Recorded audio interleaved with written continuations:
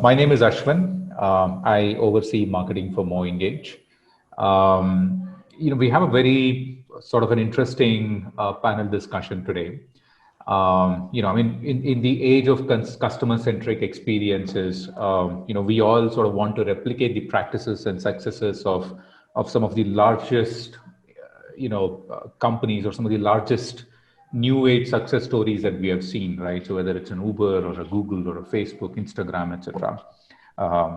But what's common across all of them and some of these other rapidly growing companies is that they had a growth strategy and a very mature sort of a group focus on growth. And then we thought we'll have a panel discussion around this topic to sort of try and understand, why and how have growth teams sort of gained popularity in recent times, and how, when utilized effectively, growth teams can be very versatile and it can create a lot of impact. And we thought, having someone like a Niklas and Robert, who are experts on the growth part of it, who have actually set up growth teams and scaled growth teams in some of the most rapidly growing mobile first new age organizations in Europe. It'd be great to have them to talk a little bit about how do you set up growth teams, how do you scale them, what's the composition of those growth teams, and really sort of exchange some ideas on what are some of the do's and don'ts while we're actually setting up and scaling a growth team. So we can start with that. And audience, if you guys have any questions, if you folks have any questions, please do use the Q&A window over here. Ask those questions, keep them coming, and we'll pick those questions as and when we go around the panel discussion. So we may not wait all the way till the end to pick up the question. As and when we see an interesting question, we're going to pick it up. So welcome Niklas and Robert again, and it will be great if you guys can sort of introduce yourself on what do you do at Klarna and Lingokids, and then I think we can get started. Niklas, do you want to go first? Sure. Welcome everybody. Thanks for having me. I'm Niklas. I'm a marketeer for the last 10 years and working for 3 years now, almost 3 years for Klarna. I have started as a go-to-market manager for one of our peer-to-peer payment products. I was responsible for identifying a go-to-market strategy. I started this with an MVP approach, and I was able to leverage that MVP to a real product and scale it. And it was taken over by Klarna to use that as a lead generation tool for the whole Klarna environment, basically. And then afterwards, I joined the Klarna DACH team, and I was responsible for the growth from a commercial perspective for Klarna and DACH. Like DACH means, for everyone, it's like Germany, Austria, Switzerland. It's a weird word, but that's how we call it and summarize it, like the German-speaking market.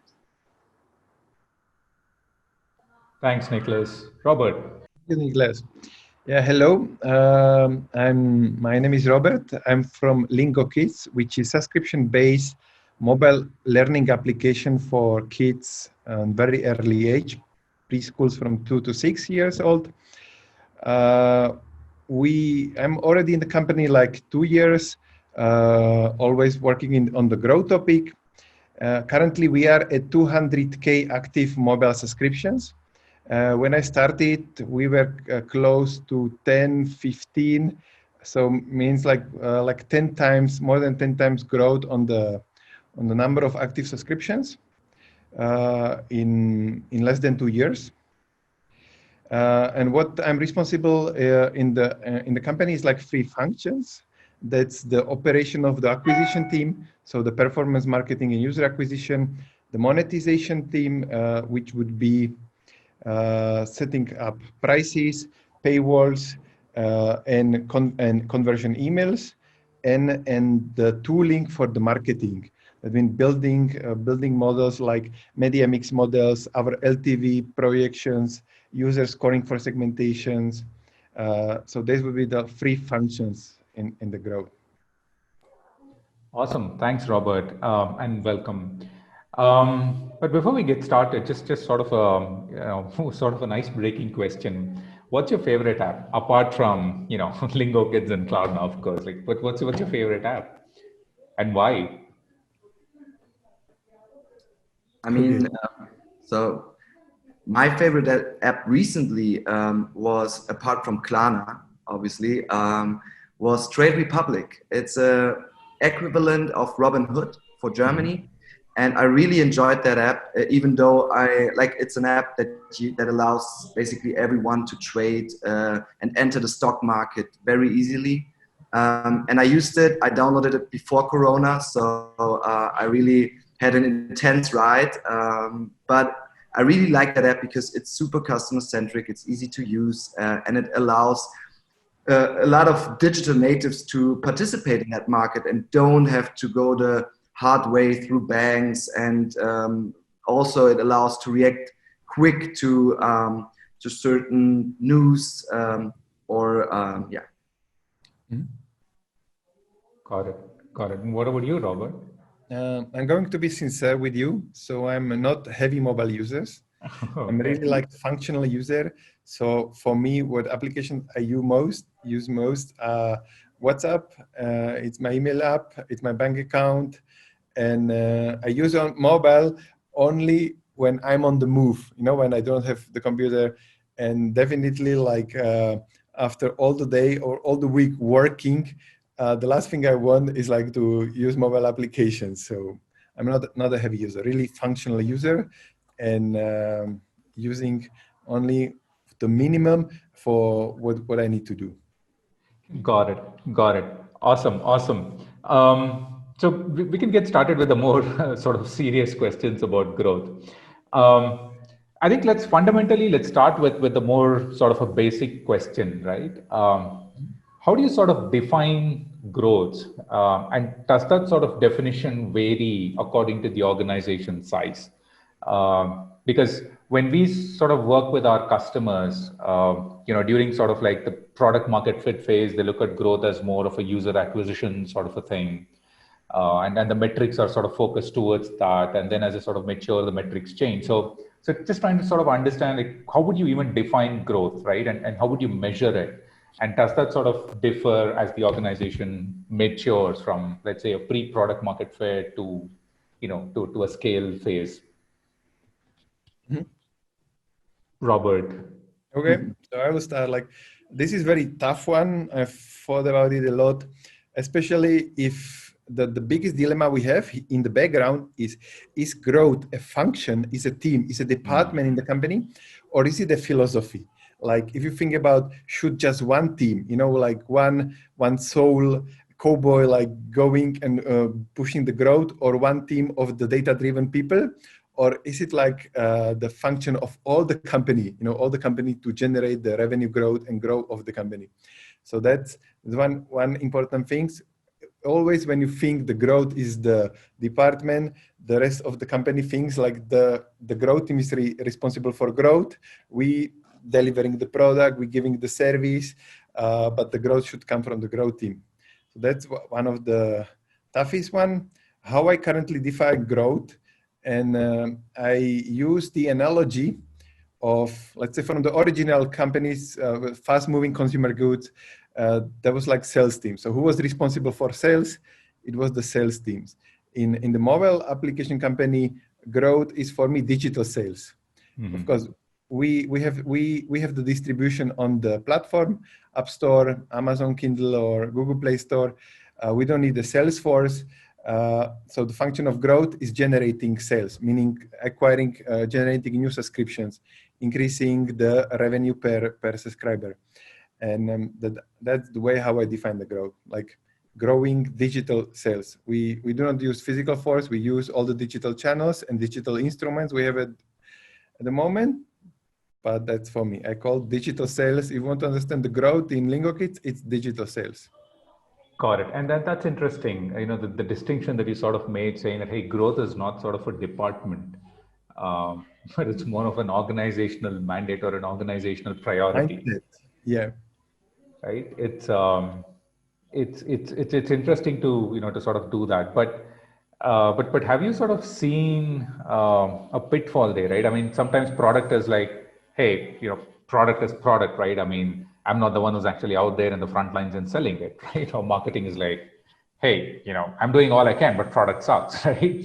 So how do you sort of is there sort of a framework where you follow to sort of try and resolve some of these frictions and try to get them together to align, saying, look, growth is sort of like all of these moving pieces coming together to make it happen? Here the difficult part is the measurement. You know, like kind of why traditionally product or marketing is not responsible for growth, because they don't have a clear measurement of the impact of their work, which is done on the growth. There is like one rationale. It goes to the traditional marketing, like half of the work you do on the product, new features, bug fixing, experience improvement is a waste.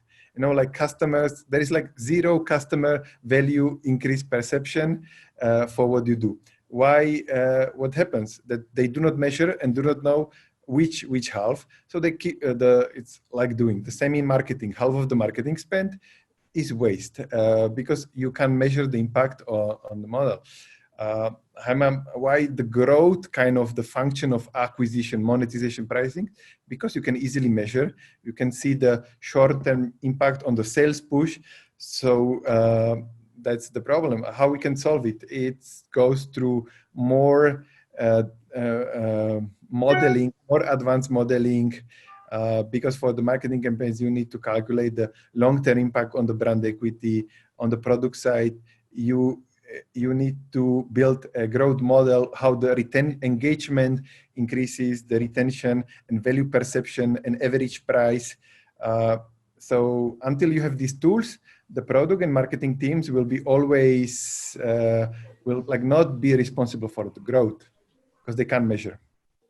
Got it. And that's interesting. So I think you hit on an interesting point around the measurement part of it, saying, hey, if it's a very, so you're saying that growth is a very sort of a data-driven, iterative sort of an organization where you sort of measure and you live by the metrics and the numbers. And then you sort of make those, plan those activities and campaigns and projects or whatever that is to sort of move the needle there. And what about you, Niklas? I mean, what about you at Klarna? I mean, how is it sort of the growth team is set up and how do you even define growth? Sure. Like, first of all, I have to say growth became like a buzzword in the last couple of years. When I started, back in the days, there was not such a thing like a growth manager.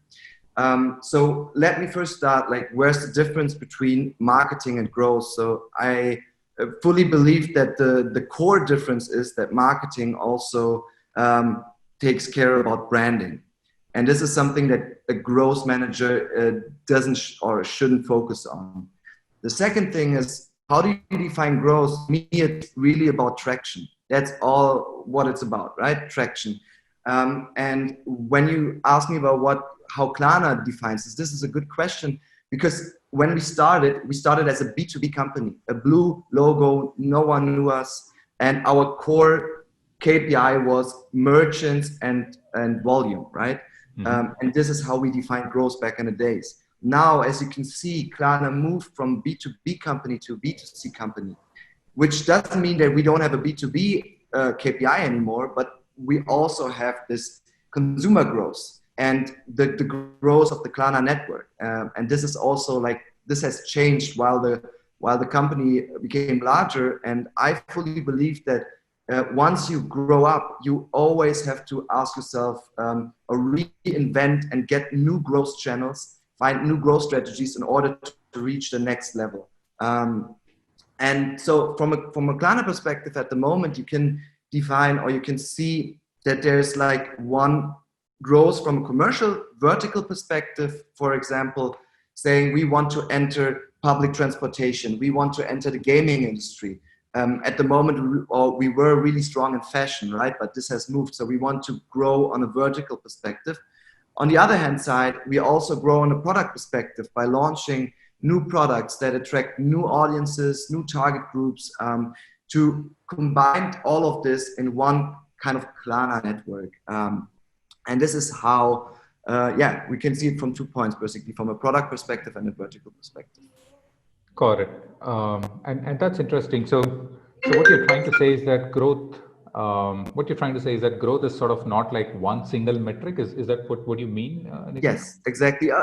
There should always be one metric, but it depends. It can change. And I was reading a lot of books from great marketeers that always said, like, once you find one channel, one strategy that worked, you need to think about the next one to get to the next level, because you might use that channel to grow to 100,000 users or 100,000 merchants, but then to reach 1 million, you need to find a new one, right? So it's one KPI that just, you know, is there for a certain period of time, and then you need to find new ones, and these KPIs can change, right? So growth has, or there should be one KPI, but you can't say that growth is like, for the next 10 years, we have that one growth KPI. That's just what I wanted to say. Got it. And coincidentally, you know, there's a very relevant question that's popped up here. Someone's in the audience, they're asking about how do you set goals for your growth team? Good question. You know, I think the question is about, I think it's percentage growth rate or absolute, but I think fundamentally, how do you sort of set? If you're saying that, hey, you know, it's always a moving sort of a target as the organization matures and as also the organization goes into, you know, other markets and other products or pivots and tries to explore other areas, which always happens in a startup or even a fast growing organization, right? It's like, oh, we're doing this. Oh, that sounds interesting. You know, why don't we try that as well, right? So, yes, Robert, Niklas, any thoughts on that? Sorry, go ahead. Finish like asking or like answering that question is, first of all, you have an overall business goal, right? And this is the overall business goal that you kind of need to focus on. And for instance, within my growth team, we set like goals for the next 2 years, and we have one path. And depending on that path, it's really clear how we can set goals. For instance, how many merchants we can get in that vertical, and how many transactions we get, how many unique users. Like these are, let's say, 3 goals that overall serve the top level business goal. And then you really need to figure out what's the most important, right? At the very beginning, it's merchants, then it comes unique users, and then it comes volume. And also, when you say like merchants, for instance, then you want to have more transactions, you might need to work on the product, right? You need to improve, to, you know, adjust and get better in what you're doing. But this is how it usually works, right? Got it. And what about you, Robert? You know, one thing Niklas mentioned was about setting those 2-year sort of a framework, you know, from a target perspective. But sometimes there's always this sort of pressure to have more short-term quarterly growth sort of targets. So how do you sort of set goals? Do you sort of look at it on a quarterly basis, or do you sort of set like a long-term ones? How do you sort of do it? Okay. So there are like 2 things, what I do in Lingokids at the moment. First, like sales planning. So I'm always adjusting the sales plan for the next 6-12 months based on the metrics. So they state as a goals, but given that we are in the mobile app business, which is such a high volatility and fast moving company, it's normally to adjust this every month or sometimes like on a bi-weekly basis. So the plan doesn't stay for a long, kind of always thinking this is my best, at this moment, this is my best prediction of what should be the future normative goals for new sales. And on the team basis, I work on the mission basis. So I was thinking about OKRs. I opted for another thing. Now we are working on a mission. So team has a mission. Let's say if it's for the monetization team, they need to double the revenue per user. Which means we don't know how much time it will take. So we're not setting any goals like this quarter improve by this. It's kind of explorative exercise. We do not really know what is the possibility of increasing the different levels. So they are on the mission to increase the double of the ARPU. And the time is the variable that they adjust. If we can do it in 1 quarter, then mission will be finished. If not, it's 2 quarters. But the team is on this mission and working on the same. On the acquisition side is on getting to acquiring 100K new subscriptions per month. So again, it's like how we have people, we have resources, how they optimization a mission within the constraints of their resources, how we can get to 100K per month. The time is the variable which adjusts. The problem with OKRs, they're very good in the mature companies in a stable environment because you can kind of predict very well.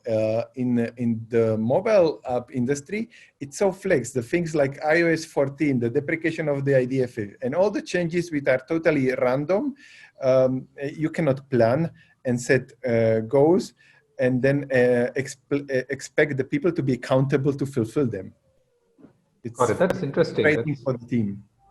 That's interesting. So I think what you're trying to say is so for more of the long-term sort of a thing, you make it like a mission and there's no, and you remove the time as a variable, right? So you're saying, look, just go and achieve this. We don't know how long it's going to take. Run those experiments, however long it's going to take. Let's make sure we hit those. And then short-term, the targets and then the sales numbers and all of that, the growth numbers, you sort of tweak that on a regular basis. That's a very interesting way to look at it. But what about you, Niklas? I mean, have you also sort of experienced OKRs and because that's like one of the most famous and most commonly used sort of a buzzword, and everybody wants to sort of utilize that, right? Saying, hey, Google did OKRs, let's do OKRs, right? Yes, I mean, to me, to be honest, I think it's a buzzword. I mean, in the end, I'm coming from a sales perspective. Like, for instance, I grew, I don't know if you know Delivery Hero, like Foodora, from 50 restaurants to 1,000. I think the most important thing is if you like someone in your team that is, let's say the best, kind of sets the goal, right? Like if I see that someone can close a certain, or like can reach certain goals within a certain time, this is what the others should also be able to. And I'm a person that I'm more hands-on, like I'm doing it myself and then I know what's feasible. I think it makes sense to have an agile process and to also, like, let's say all 3 months go through the OKRs. And if you see, okay, like, let's say management sets a like complete unrealistic goal, we might need to change that, right? Like, and getting back to that. But in our case, for Klarna, for instance, and the growth area that I worked on, it was pretty straightforward, right? Like, like what I did, I created my own department by finding an opportunity, closing the first merchant, and then enabling them to get a lot of users into the network. And this was kind of the first goal. That's what I did within a time frame. And then I hired people, and I knew exactly what's feasible, and hopefully they're even better than me, right? Like, I'm more like a practical person. OKRs, of course, this is something that makes sense. And as you said, in larger corporations, and we also at Klarna work with them for sure. But in the end, there's a top-down approach or a bottom-up approach, and I'm more for like the bottom-up approach. What's feasible? What can the team reach? And then I can really set clear goals, good goals. And what I experienced back in the day is just saying like, when I like this kind of competition, especially when you have more like a sales-driven team, it's not about what management says. It's about what your colleague is doing. And if he's doing better than you, you're really intrinsically motivated to get better, right? So that's what I mean with this bottom-up approach. Got it. And that's an interesting one as well. I mean, I have my own thoughts on the OKR part of it, and I sort of agree with you on this, Niklas. And Robert, I think both of you made those excellent points. So we've got one more question on the audience, but we'll get to that a little bit later. But how do you sort of set up these growth teams? Who should be part of that growth team, right? And what should their skill sets be, and how would that change as the organization scales? Robert, Niklas, I mean, any one of you. Go ahead, Robert. Okay. So if we're asking like how we should set the growth team, who should be on the team? Depending team, it's a system. You're not setting team just to be out there like and to tell that you have a team. You solving a problem. So for us, you always set up the team to solve some business problem. In our case, it could be we need to increase the monetization of our users. So we set up a team, which means you need the specific people and they need the specific tools and resources to fulfill the mission. So it's kind of like, this is like expedition. You have to go to climb up the Mount Everest. You need to set up the right people that will be needed along the journey, because you need a variety of profiles. So it's like cross-functional team, and you need to give them the equipment, the tools they will need, so they can measure the distance. Are we approaching? The storm is coming. What do? We need now to build a shelter. So we need to give them all the equipment. And of course, there is the part of you not just need the hard profiles, you need the part of soft profiles, the people that will put them together, that will help to define clearly, the moderators, the people with people skills. So that's kind of building this team. You always build a team to fulfill some business mission. Got it. But when you're sort of, let's say, starting off the organization, a lot of your focus is on saying, hey, do people even like my app, right? I've started off, can I get people to sort of download my app, right? I mean, user engagement and all the other metrics are still quite far away, right? I mean, you're not really thinking about that. You're just, so from that perspective. Context. You are totally right. So it depends on context. The growth, you will see different growth team. If you're like a startup, which is pre-product market fit, like still looking if I will get some people retained after 1 year, then it's different very well when you have like the niche and you need to first scale up, to increase. Though depends what is your biggest constraint. Sometimes the biggest constraint is not your creative. So you set up a growth team which is really focused on the rapid testing of ideation, focus on the UA. On the later stages, once your biggest constraint may be the LTV, the lifetime value of your subscriptions. So you can build a team, a growth team, which is focused on keeping the people subscribed longer. Be it, then you will need more profiles with CRM. People think more product-minded people, more user experience. The other part could be the monetization. A lot of companies leave the topic of pricing, so you need to build a team with more data-driven mindset and direct marketers. People know, understanding why people pay, the psychology of pricing, and set up the tools for dynamic optimization of pricing, geo-pricing, offers. So you cannot do everything at once. So it really depends on the context on the company, on the industry, on the stage of where the company is.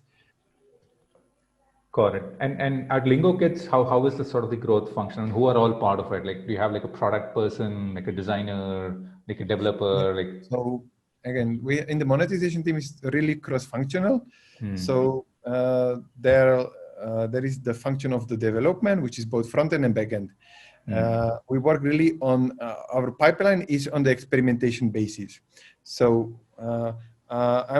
there is a work based on work stream. One stream is on the experimentation, which always involves development. So we are testing new experiments in the product, because the sales happens in the product, in the mobile app.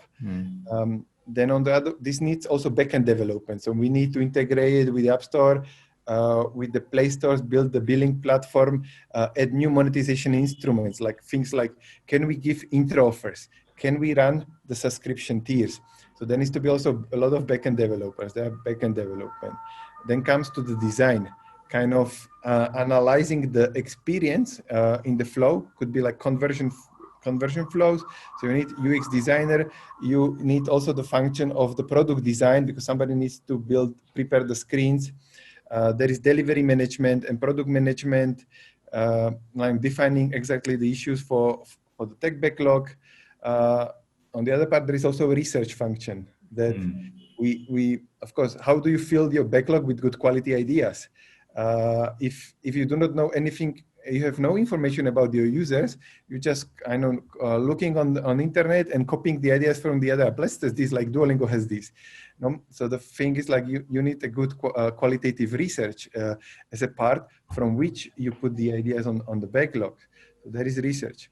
And as the conversion and pricing, they are very linked. in the topic of the paywall, we need to have a price specialist that's running price test, measuring the price elasticity, and we need to also manage the CRM functions. So CRM function is how do we segment users and which email offers we send to the users, which conversion channel we use, do we convert via web, do we convert in-app? So that is kind of, it's complexity covering all the functions. Got it. And you mentioned, like product managers and front end and back end developers and this. I mean, are they sort of, do you sort of borrow them from these other teams and say, hey, this is the growth function, or do you sort of, are they sort of full time into the? When we built the team, it was also part of restructuring of the company, going from the functional teams to cross-functional teams. So some people moved from previously functional team like mobile. We get, let's say, developers coming from mobile or from the backend team to the growth team. Others were hired. Got it. That's great, Robert. I think that's very interesting the way you sort of showcase the cross-functional part of it. But what about you, Niklas? I mean, how's sort of the growth team structured in Klarna, and how has it really grown? I mean, you mentioned interesting, right? I mean, you mentioned that from B2B, there was you moved into other segments and then you started exploring different things. So how did sort of the growth function change and evolve over the last few years? I mean, obviously, we needed a lot more varied competences, especially in the mobile app growth market, which is completely different from a commercial growth, B2B growth. But what's really interesting and what fascinates me with Klarna is we work with an operating model. That means that we have around about 300, I think even more now, small teams that not more than 8, that consist out of a maximum of 8 people. And these are also cross-functional. So I agree to a lot of what Robert said in the beginning, like in general about the setup. And that's the same with Klarna. But the interesting part is that Klarna thought about like, okay, we're growing to more than 3,000 people soon. How can we manage to be dynamic, to keep up the fast pace, to have low hierarchies, and to have this bottom-up approach by being still like a large regulated company, especially with a banking license and so forth. And this operating model actually helped us to keep and to be in small teams, be cross-functional. For instance, at Klarna, usually such a team consists out of a commercial person, a marketing person, a product and engineering person. It doesn't need to be like a full stack engineer, but it can be like a product manager that has the link to it. Because as you know, like let a commercial person talk to an engineer, this can be very misleading. So you need kind of filters there, and vice versa.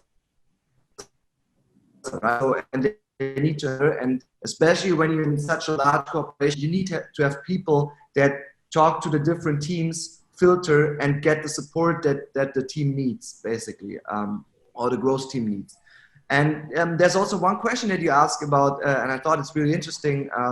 If you borrow like engineers, because we had this situation where we were on the market and we saw like, hey, there's an opportunity, and the customer is asking for this, and this could be like a great feature, and we just approach the engineering or product team and say, hey, can you please build this? But they have a roadmap, right? And probably they get approached every day by different ideas, right?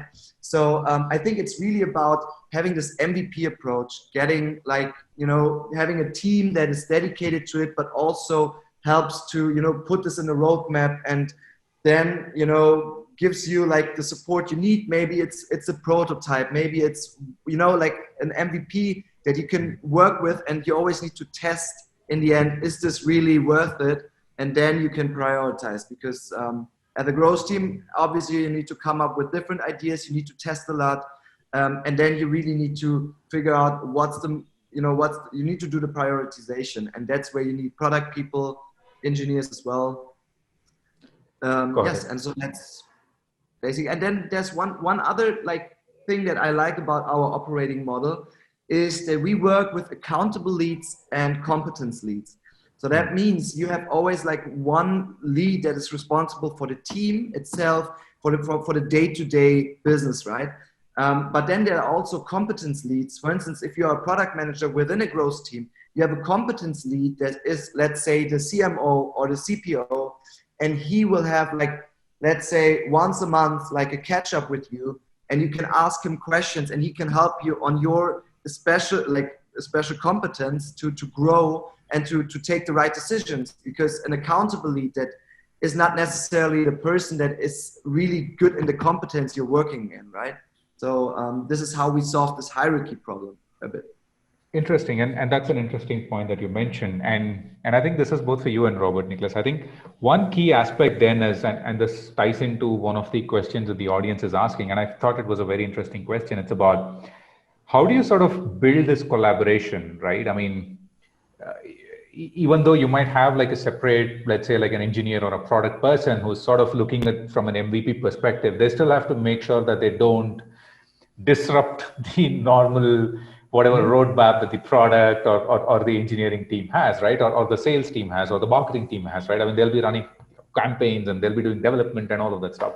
So how do you sort of set these collaboration? I mean, is there like, I mean, is it just a matter of saying, hey, we do weekly meetings and then, things get hashed out there? Or is there like a more framework approach to this where you say, we set some goals which are sort of shared by these two teams and stuff like that? I mean, is there sort of a framework where you build these collaboration between the growth function and also the rest of the organization? Yeah, if you can, I can start. Like, sure. Super interesting questions, and that's one of the biggest problems of the cross-functional growth teams. And it's the quick answer. It takes time. No, it takes time and craft. That's the answer. It's not something you will do quickly. And it's about how our brain works. So think when you have like a functional people, developer, product manager, in their reality, they are in one domain like this. And everything out the domain, it's black box. It's like very based on naive assumptions, how the other parts work. It's simply not care. They are living in their bubble. So when you put these 5 people like that together, the collaboration doesn't happen. There is like a lot of friction. First thing you need to do is like 2 things essential. You need to have people that can do their work properly. So this doesn't need to be in a functional team, because in a functional team, you have some people who are very skilled. Those that are not skilled are pulled to do their work properly by the others, because they see how the others do their work. In a cross-functional team, they do not have nobody to look at, because the other parts, they are different functions. So first, you need to have senior people that know how to do their job. Otherwise, you need to train them. So the first phase, you need to ensure that each member of your cross-functional team does the job properly, because the others are not going to pull him in his function. The second thing is the part of management. So you do not need this also so much in the functional team. In the functional team, the manager could be the most senior technical person in the domain. So it's the most senior engineer, it could be most senior data scientist. In cross-functional team, there is much more friction. Why? Because always somebody doesn't understand what the others are doing or why we are doing this. They do not have the full picture. So then you need to have a lot of management and talking with the one-on-one, explaining and being like an emotional cushion, being there to let the people went out, because there will be a lot of frustration. They will be discovering that there is much more outside their black box to the world, and this causes frustration. And that's the first phase.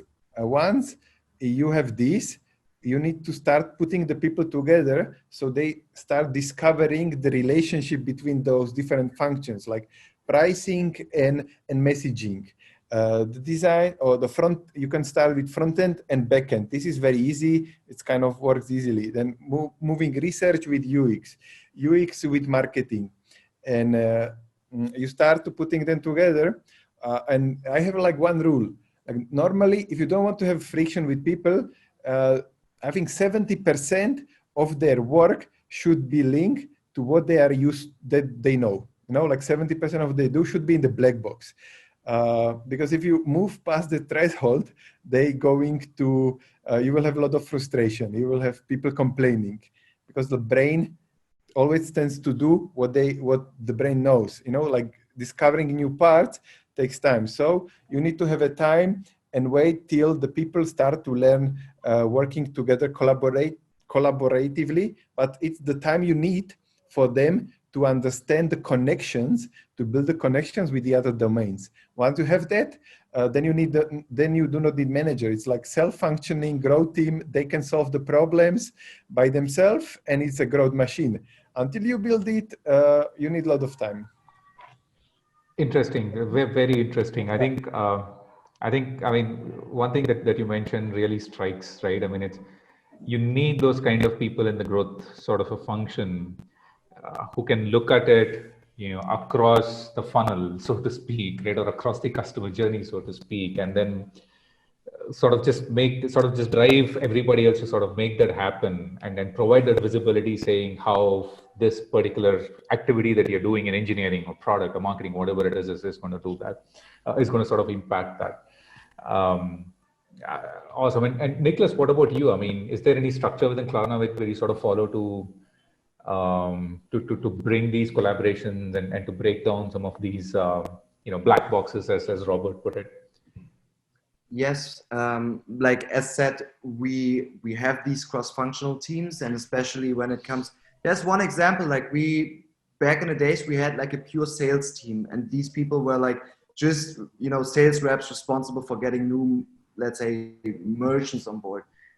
We have changed this within the operating model to have like merchant success teams, meaning that we have like a person, an analytic person, a salesperson, a marketing person, because we saw that in the end, closing a customer, like signing the contract, is the one thing, then onboarding them is another thing, but then keeping them for the next 10 years and always improving, you need different skill sets.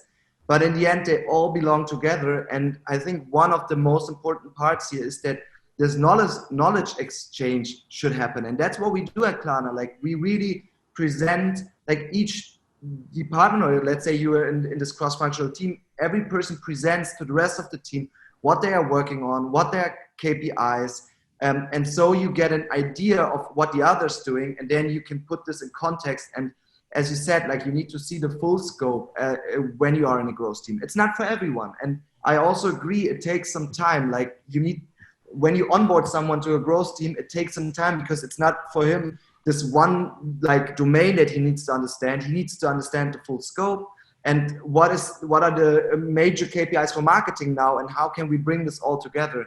And I think it's like first, it's regular check-ins with competence leads within the company for your team that make sure that you're always targeting the overall business goal. And then it's really exchanging knowledge. And that makes also growth teams so interesting because you usually always learning, right? It's not getting repetitive. You're always learning, and you can't just say, oh, I'm doing what I can do, because you also need to take care of how can we become better on our analytics side and so forth.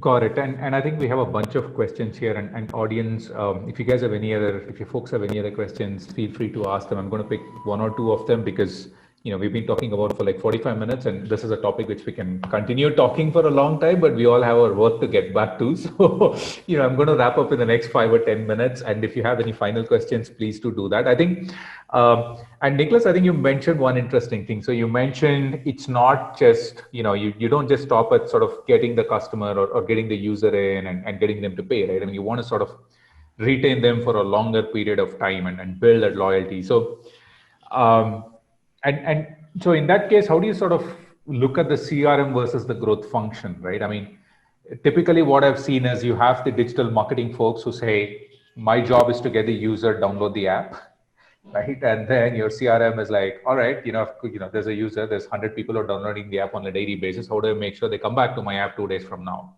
right? Or 3 days from now, whatever, right? I mean, whatever the metrics is. So, but it's not so straightforward, right? I mean, your retention is also dependent on the type of people you're acquiring, and then there's a lot of cross-functional I mean, and there's a lot of correlation between the two, right? So how do you sort of, I mean, is that, so how do you sort of look at CRM versus growth versus the user acquisition function? I mean, do they sort of act like a bridge between the two, or is there, some other dynamics at play there? Like, I would say they belong to each other and they kind of a bridge, but let me talk about a practical example, right? Let's say I getting users in through a discount platform. Let's say, hey, here you get like, 50% off, download that app. You usually know that these users are not the best users, but this is just like an extreme example. CRM should help you as a growth manager getting users into the funnel to understand, was that the right channel? Is this effort that we do and the money that we spend there, is this really well spent? Are these the users that we want to learn from? Because in the end, if you put the wrong users in, you just take the wrong decisions, right? Or you the wrong conclusions, and you start developing the app in the wrong direction. So they link together, and they need to brainstorm together and understand together who are the users, who are the early adopters, or who are the right users that we want to serve. And this is like, that's a continuously feedback loop, right? You're getting users in, you're getting the feedback back, and you need to see like, oh, was that the right approach?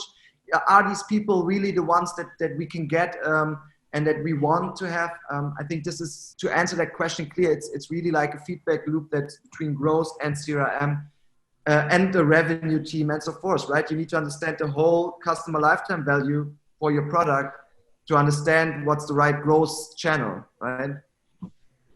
Got it. And thanks, Niklas. I think the feedback loop is absolutely right.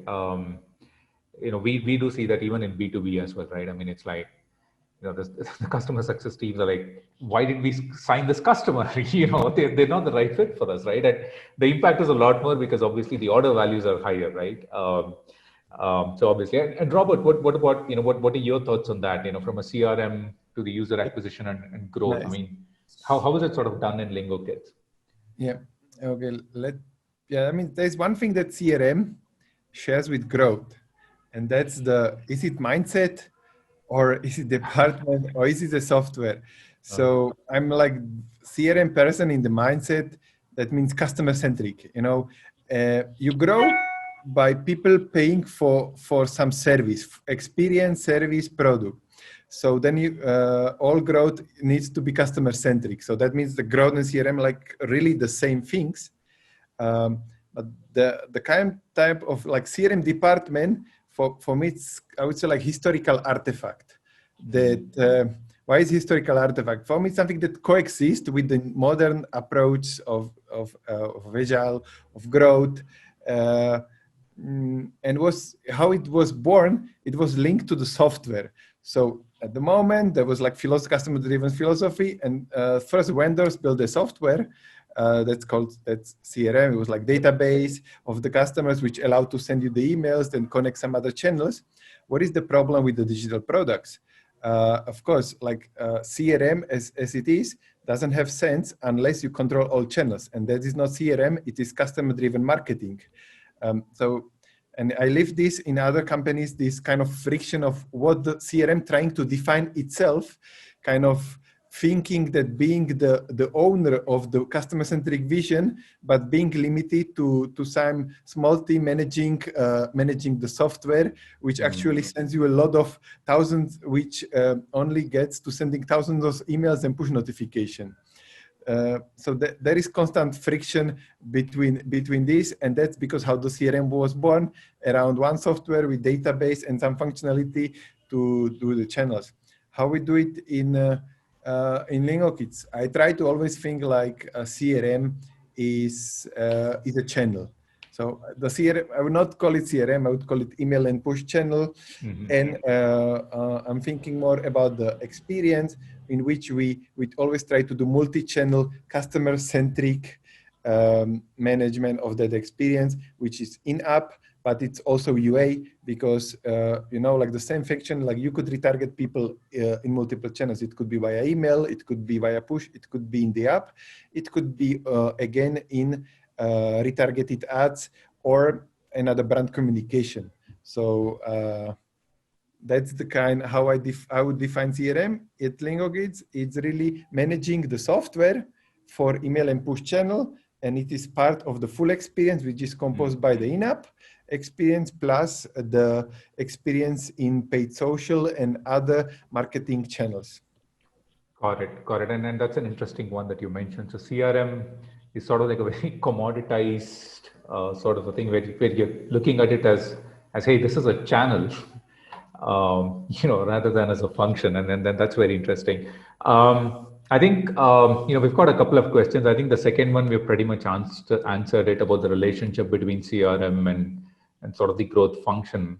And I think one last question which has come in, I think, and I think that's very interesting Robert, I think you referenced this a couple of times, saying that, hey, growth is not a function, it's more of a mindset, and it's more of a culture. How do you build that culture at Lingokids and Klarna as well, Niklas? I mean, any thoughts on how do you sort of build that culture of growth, where everybody is sort of focused on the North Star of the organization rather than I'm going to run this brand campaign or I'm going to ship this feature or those black boxes? Who wants to start? Niklas. Okay. Like for my team, I think a growth mindset is comparable with an entrepreneurial mindset, because you really need to identify new growth channels. You need to test, validate, create hypotheses, and then prove, right? And I think this is like, in the end, it's really like changing, like you're in a changing environment and you can never, like it's never this kind of job where okay, the next 5 years I'm going to do this particular type of thing. It's more like go out, talk to the customer, be user-centric, be customer-centric, and understand what your customers want and how you can get them, how you can solve problems. And this is how I think like that should be the mindset. And this is how you can, create a lot of enthusiasm about it, because I brought people in and I see that they really, what they love about that job is that they learn so much about entrepreneurship, because Klarna is such a successful company, and we could say like, hey, that's it, right? Like we have millions of users, billions of revenues, but exactly that's not how our mindset is. Our mindset is always, where's the new growth opportunity? Where can we grow? How can we, challenge the status quo and go the next step? And I think this is how you create this kind of mindset, and also by like ownership, right? Like personal ownership. You are responsible for finding that new growth opportunity or that new channel. The other ones that we already have them, and we can hire people to optimize them. But as a growth manager, you're responsible for finding new growth channels, and you need to be very independent and have this ownership yourself. And I think this is the kind of mindset that I try to create, and that I think makes sense for a growth manager and a growth team. Awesome. Thanks, Niklas. Robert, any examples of how you build that culture? One of the most difficult part of I have ever experienced, so how to build a growth culture, it's super difficult, and that's because of the perception reasons. Like on a psychological level, people in work behave if they do not see the impact, direct impact of the work on something. They kind of disconnect. So the company grows, but they live in a bubble. So they kind of disconnect with the important growth. How could do it? It's you don't see this in the small teams. When the startup starts, everybody's growth mindset. The first 100 customers, your first 1,000 customers, the first 10,000 customers. Once you head to 100K customers, then it's kind of, you see people already disconnecting, because it's the same. Like when too many people are responsible for the same goal, nobody is responsible. And what the people do, they revert, and there is this kind of, they revert to doing things which are very likable. So people like to do things which are popular, like doing something that makes you feel good personally, but doesn't necessarily have big impact on the business bottom line.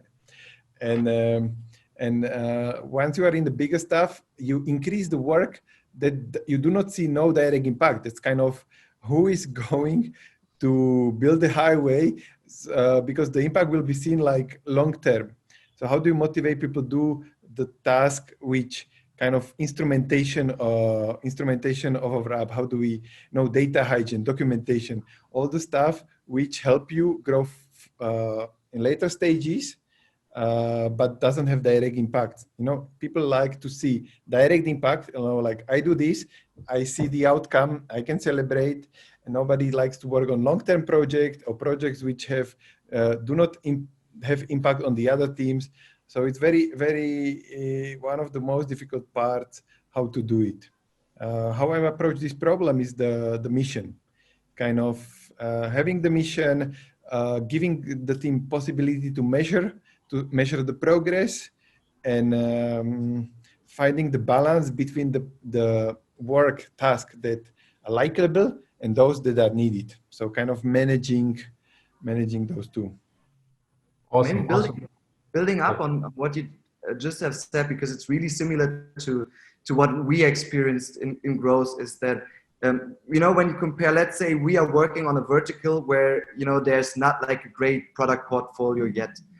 It's much harder to get the product live within that vertical, to close immersion, and then you see other teams that selling products that have the perfect product market fit, and they do huge volumes and they reach strong KPIs, right? And that's a difficult part of it, keeping your team motivated and not like let them like this direct impact that you talked about. And I think one important part here is that as a manager of such a team, you really need to celebrate also like small achievements, and for a growth team, it might be like having, let's say, 10,000 transactions with one merchant can be so big, instead of having 100,000 transactions with one merchant that was an easy sell. So I'm just saying it's also like a motivational part. And you're working for a startup, I work for startups. That it's the curve is not always growth. It's always like more kind of this, and you need to keep the team motivated and let them also know like you achieved something great, even if the numbers in comparison to what other teams are achieving. Yep. And totally true.